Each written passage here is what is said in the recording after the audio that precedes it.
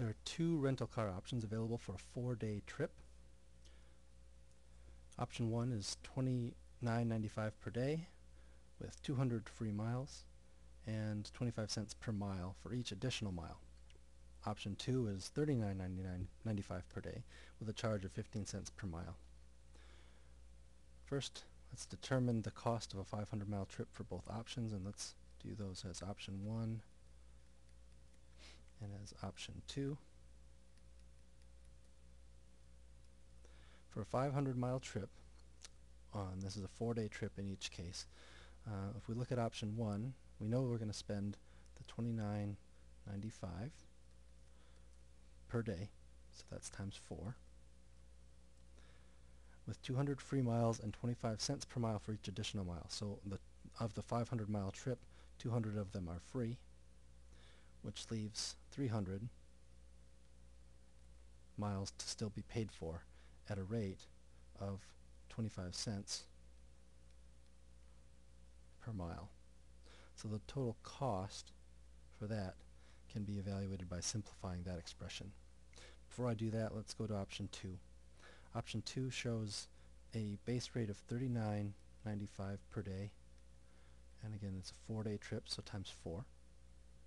And for option 2, the charge is 15 cents per mile, and there's no free miles, so we need to add the entire 500 miles at a rate of 15 cents per mile.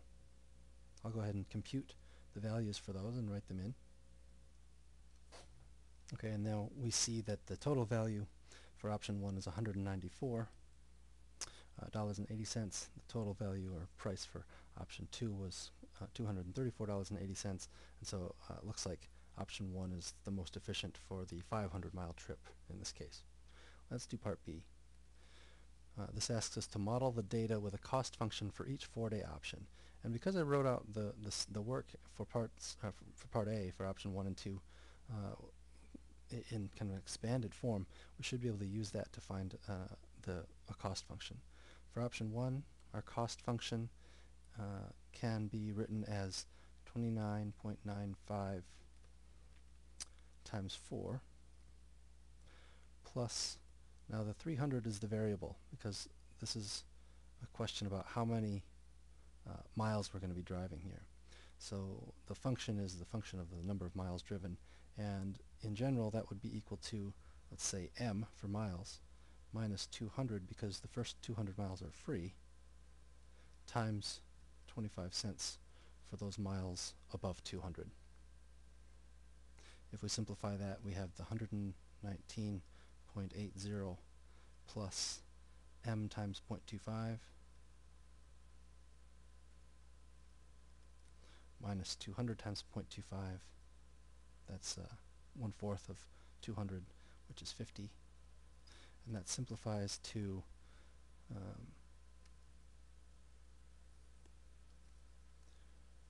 $69.80 plus the number of miles times 0.25. For option 2, we're looking at something very similar. We have $39.95 times 4, that'll be fixed cost, plus whatever the number of miles is times 0.15. Remember here we didn't have to subtract anything. There are no free miles for this option. That should give us the cost for option 2. That works out to be 159.80 plus m times 0.15. So there's our cost function for option 2. Now, in order to determine part C, the mileages at which each option is preferable, we're going to get a little more room on our page here, and what we need to do is solve